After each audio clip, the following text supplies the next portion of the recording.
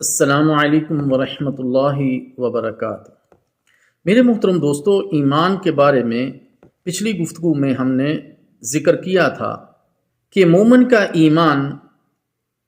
کم اور زیادہ ہوتا رہتا ہے۔ اللہ تعالیٰ کی مجالس میں اللہ تعالیٰ کا ذکر، اللہ اس کے رسول کی بات، قرآن و سنت کی بات سنتا ہے تو ایمان بڑھتا ہے، اور اگر دنیاوی مجالس میں، شیاطین کی مجالس میں بیٹھتا ہے تو ایمان میں کمی آتی ہے۔ اللہ تعالیٰ جل شانہ کا فرمان ہے، اعوذ باللہ السمیع العلیم من الشیطان الرجیم الذین قال لهم الناس ان الناس قد جمعوا لكم فاخشوهم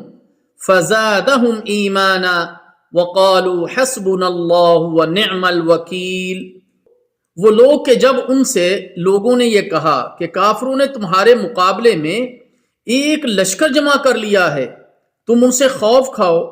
تو اس بات نے ان کے ایمان میں اور اضافہ کر دیا اور کہنے لگے ہمیں تو اللہ ہی کافی ہے اور وہ بڑا کارساز ہے۔ امام شوکانی رحمہ اللہ تعالی فرماتے ہیں اس آیت میں یہ دلیل موجود ہے کہ ایمان میں کمی پیشی ہوتی ہے،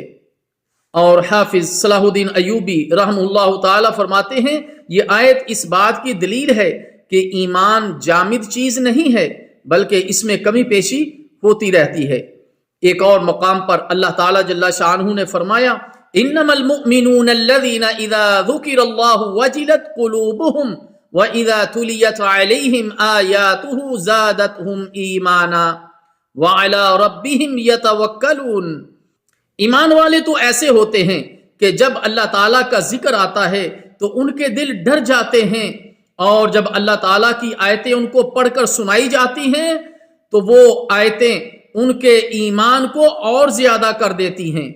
اور وہ لوگ اپنے رب پر توکل کرتے ہیں۔ اللہ تعالیٰ جل شانہ سے دعا ہے کہ اللہ تعالیٰ ہمیں سمجھنے اور عمل کی توفیق عطا فرمائے، اور ایسی مجالس کو اختیار کرنے کی توفیق عطا فرمائے کہ جس سے ہمارے ایمانوں میں اضافہ ہو۔